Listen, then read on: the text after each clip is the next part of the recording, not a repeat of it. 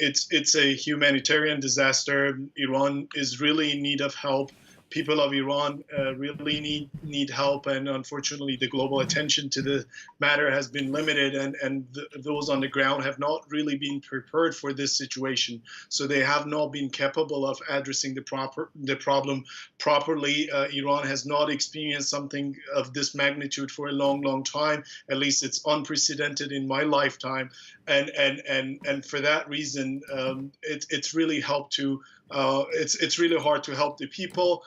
Infrastructure has washed away a lot of villages have got disconnected from the network, so it's really hard to help them. A lack of infrastructure to help and manage crisis is also adding to the problem. So it is a serious problem, and Iran is really in need of needs international help. The U.S. State Department said that Washington was ready to help via the Red Cross and Red Crescent, but at the same time accused Iran of being unprepared for the emergency. First of all, was Iran unprepared? I think these are political games, and I don't think it's really helpful that at this time we bring people are dying, people are underwater, and these games between Tehran and Washington are unhealthy, and I don't think this is really even mature that high-level politicians are fighting like children over this, like Iran accusing the U.S. that they were not good in managing their floods and cyclones and hurricanes, and Washington accusing Tehran that they're not good and unprepared. In any natural disaster and any disaster, we always say that we could have done better. We could have avoided the damages, and we could have prevented a lot of things that we haven't done.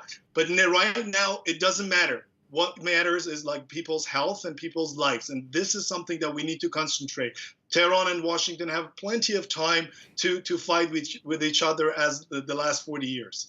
Indeed, there is this political one-upmanship, if you like. Iran's foreign ministry also saying that U.S. sanctions on Iran are what's blocking humanitarian aid. What are you hearing from those people who are on the ground? What kind of aid is getting to people?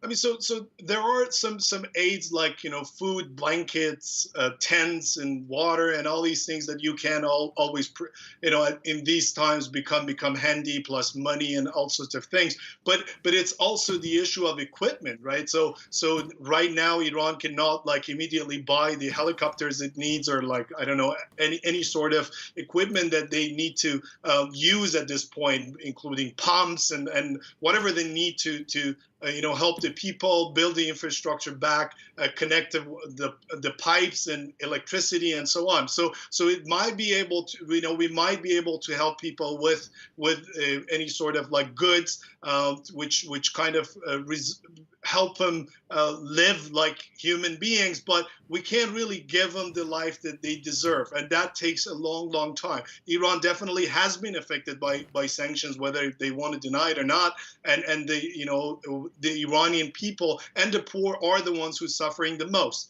And I think it is very sad to see that politics is getting mixed up with a humanitarian crisis like this.